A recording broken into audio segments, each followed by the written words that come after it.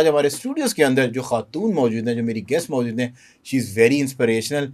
जब से आई हैं पॉजिटिविटी पूरे स्टूडियो के अंदर फैल चुकी है, चहचहा रही हैं। इनकी वजह से तमाम टीम भी चहचहा रही है, इनका कंटेंट भी ऐसा है। बट अगर मैं कहूँ कंटेंट में, इनकी सोशल मीडिया प्रेजेंस के अंदर इनकी वो स्माइल और इनकी वो लाइवलीनेस जो है, शायद अभी तक उनकी ऑडियंसेस तक नहीं पहुंची। बट एक वादा है कि आज की पॉडकास्ट के बाद यू विल सी डिफरेंट कोमल शेख, और के शेख के नाम से जो है इनको मैं मजाक में किया शेख कहता हूँ, जिससे ये बड़ी इनके चेहरे के ऊपर एक बड़ा अच्छा लाफ्टर आता है। तो मैं बार बार कहता रहता हूँ because I really like the way she smile, because उसकी वजह से पॉजिटिविटी ये काफ़ी फैलाती है। Thank you so much Komal for joining us on the podcast.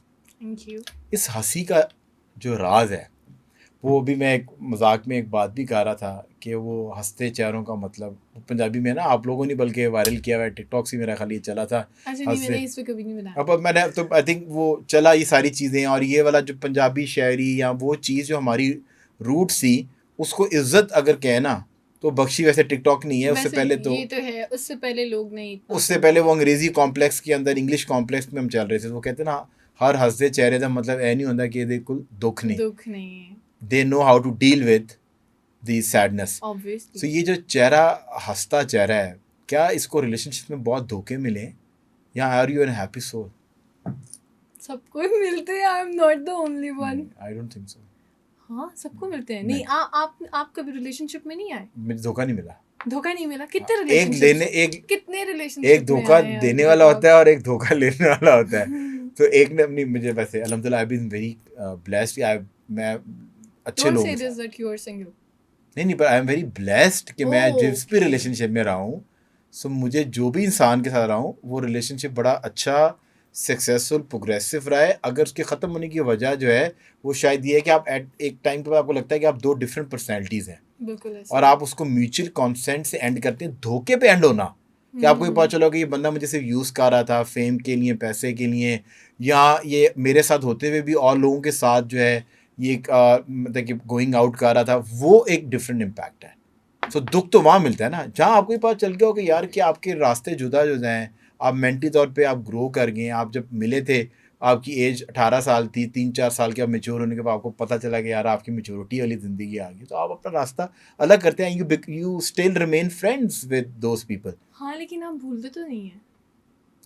हाँ डिपेंड करता है कि इंसान कैसा था, क्या फुटप्रिंट छोड़ के गया। मुझे ऐसे लगता है हर रिलेशनशिप की जो लिविंग पॉइंट है ना, टाइम है, वो सिर्फ आई थिंक 5 to 6 ईयर तक ही है, इससे आगे नहीं जाता है। इससे आगे बच्चे अगर हो जाए ना, बच्चे नहीं, अच्छा लिविंग रिलेशनशिप की बात करी, not married life. Living relationship की प्रॉब्लम ये है ना कि एक टाइम के बाद आपको लगता है बोर हो जाता है इंसान, आप जिस सीलिंग को हिट कर देते हैं, प्लेटो है, तो आप कहते हैं व्हाट टू डू, आपको डिफरेंट एक्टिविटीज चाहिए होती है, आप एक ही शक्ल देख देख के बोर हो जाते हैं। लेकिन मुझे ऐसा लगता है कि प्यार ना कभी खत्म नहीं होता। मुझे ऐसा लगता है कि आप जब गैदरिंग करते हो ना, आपको डिफरेंट डिफरेंट और कंपनीज मिलती हैं, तो टॉक्सिक हो जाता है रिलेशनशिप।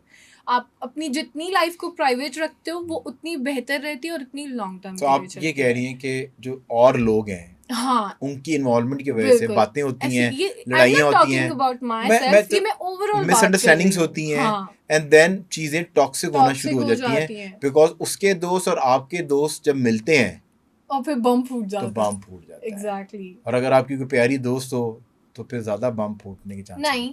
मेरी लड़कियां दोस्त ही नहीं बनी कभी, पता नहीं क्या मसला है। लड़के बहुत दोस्त है। मेरे ख्याल आपकी 6 बहनें हैं।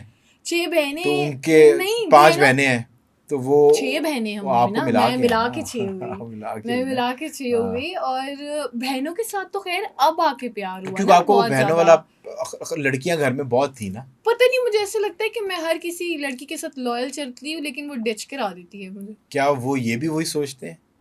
ये आपके मुझे नहीं पता, आई डोंट नो। क्योंकि इम्पोर्टेंट ये है ना कि व्हाट दे थिंक। ये मैंने कभी सोचा नहीं है। तो कभी ये मैं डायग्नोस किया कि अगर आप लॉयल भी होकर चल रही हैं, उसके बावजूद आपको लोग डिच करते हैं, तो वजह क्या है? मुझे पोजेसिव हो जाती है, कंट्रोलिंग हो जाती है? नहीं, नो वे, कंट्रोलिंग तो बिल्कुल भी नहीं।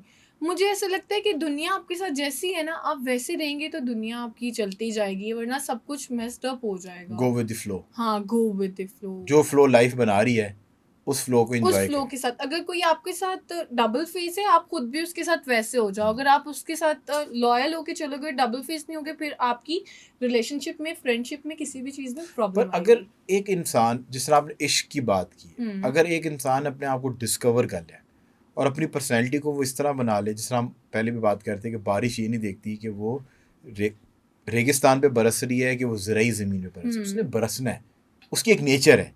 अगर इंसान अपनी नेचर को इस लेवल पे ले जाए कि उसको आगे से एक्सपेक्टेशन ही ना रखें आप, मतलब if you doing something good with me, तो आप उसको विद ज़ीरो एक्सपेक्टेशन करें कि मुस्तफ़ा मेरे साथ कुछ अच्छा करेगा, ये उम्मीद ना रखें।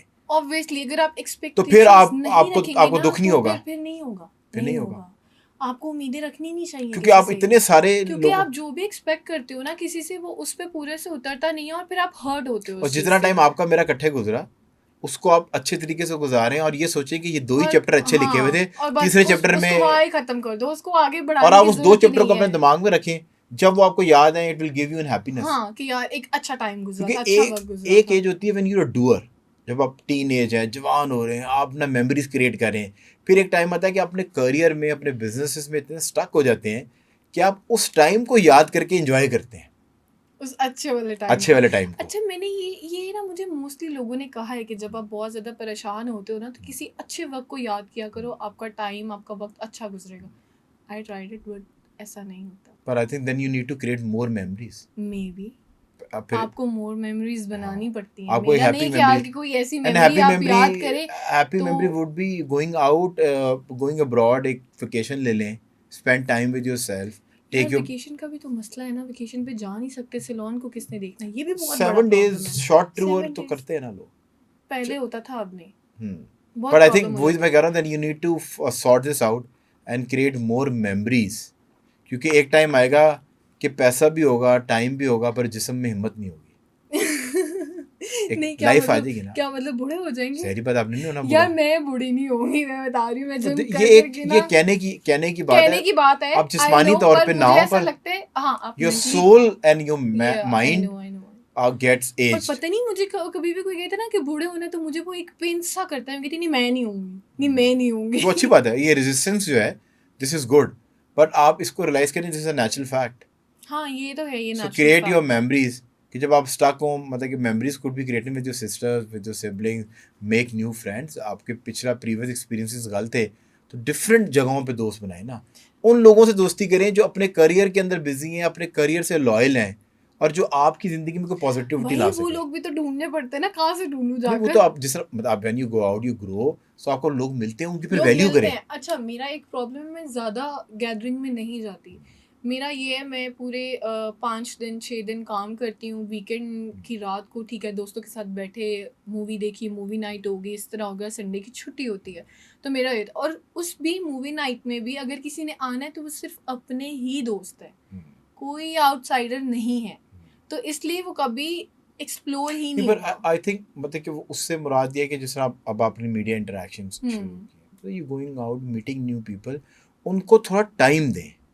एक एफर्ट होती है ना, एक चीज़ ये होती है कि यार अगर मेरे पीछे कोई एफर्ट करेगा तो मैं उससे दोस्ती करूँ। अच्छा क्या पता, अगर जिस तरह बोल रहे हैं उस तरह लोगों के साथ दोस्ती कर ले, वो भी सही ना निकले, फिर वो क्या पता बहुत अच्छे निकले, क्या पता और वो फिर आप उससे कहें भी लाल है, उससे भी फिर आप कहें लाल है, उससे लाल भी बुरे है। निकले तो। दोस्ती और तरबूज किस्मत से अच्छा निकलता है।